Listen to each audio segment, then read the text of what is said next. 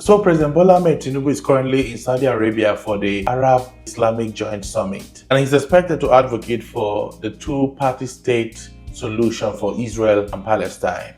I do not have problems with this meeting, but it is completely laughable that President Tinubu, whose house is on fire, is in the Middle East trying to broker peace and resolve issues of insecurity in another man's land. How many times has the Middle East shown interest in the insecurity that is destroying Nigeria under President Tinubu? As we speak, a new terrorist group just declared its presence in the northwest Nigeria, Sokoto precisely. And this group has been there for a while, recruiting, selling their ideology until it became a full-fledged terrorist group, declaring our ungoverned spaces their territory, holding Nigerian citizens hostage and demanding that they pay levies and taxes to them.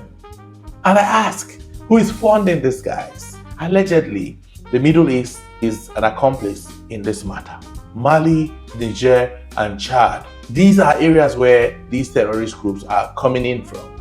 And the sophistication with which their activities are carried out and the sophisticated weapons that these guys have been armed with calls for questioning. President Tinubu is going to the Middle East to speak about peace, while the same people he is advocating for are infiltrating his country and making his country ungovernable for him. I don't know who does this, and I don't know whose house is on fire yet goes out to quench another man's fire.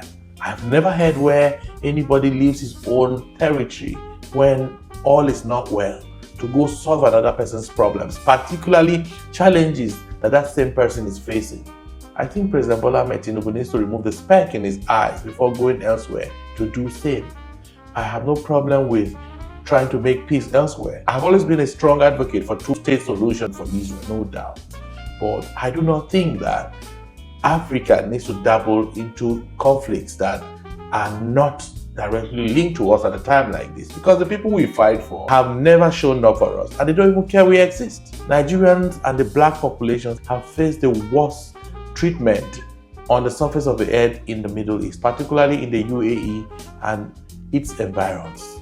I think we need to focus more on our territory at a time when insecurity is almost engulfing Nigeria.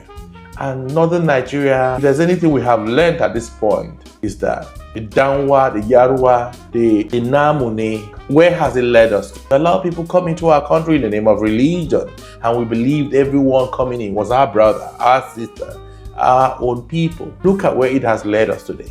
No territory in northern Nigeria is safe today because over the years, we have allowed all kinds of people get into our country undocumented, all in the name of religion. They've infiltrated everywhere. They are in our government. They are in every strata of the society. And now we can no longer sleep with our two eyes closed.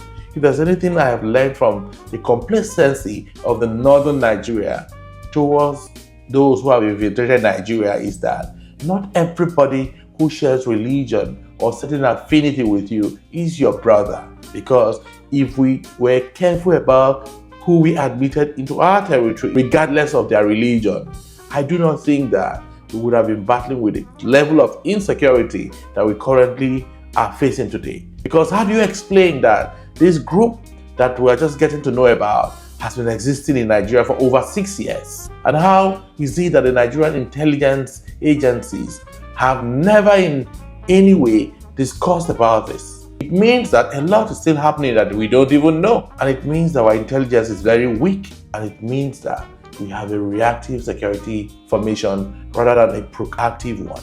I don't know how we'll get out of this whole mess because our military is currently overstretched. Our police system still operates a 1950 policing strategy.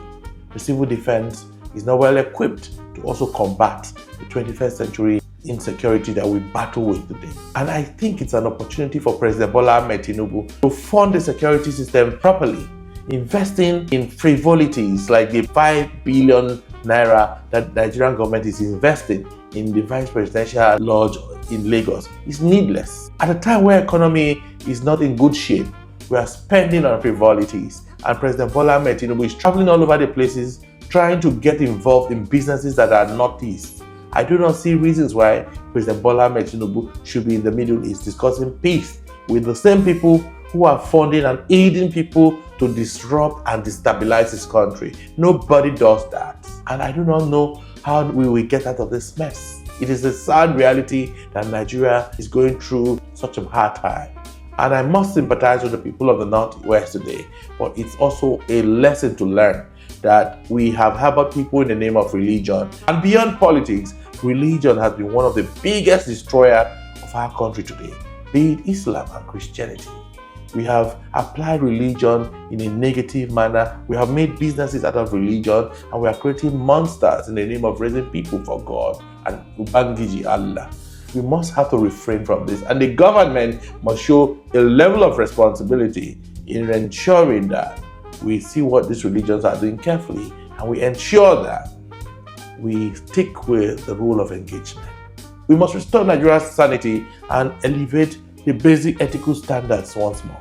The insecurity has destroyed Nigeria. The national grid keeps collapsing in an epileptic manner, and the economy is not getting back anytime soon from what we see. I do not know what you think about this, but I believe that religions are becoming tools in the hands of wrong people.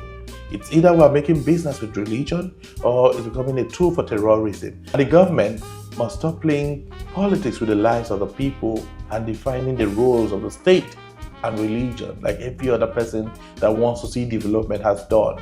I'm not against any form of religious practice, because the ultimate goal of religion, Christianity, Islam, or whichever religion that exists on earth, is to propagate God in heaven and prepare one's soul towards God. Not for terrorism, not for money making, not for evil intentions or manipulations like we see today. And we must do everything we can to restore peace, sanity, and orderly society that everyone would love to exist in. And I say, thanks for watching.